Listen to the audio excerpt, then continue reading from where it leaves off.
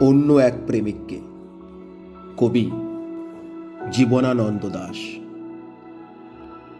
মাথার উপর দিয়ে কার্তিকের মেঘ ভেসে যায়, দুই পা স্নিগ্ধ করে প্রান্তরের ঘাস।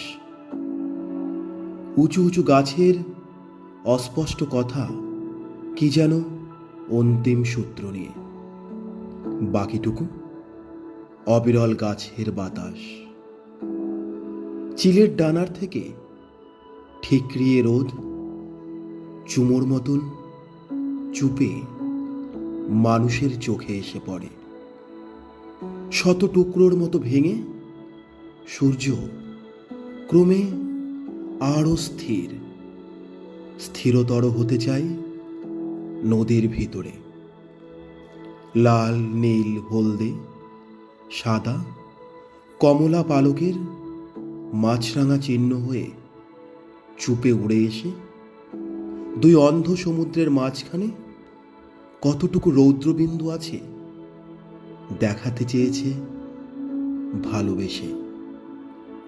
সমস্ত সন্দেহ থেকে হৃদয়কে সরিয়ে এবার শান্ত, স্থির, পরিষ্কার করে চেয়ে দেখি মাছরাঙা সূর্য নিভে গেছে।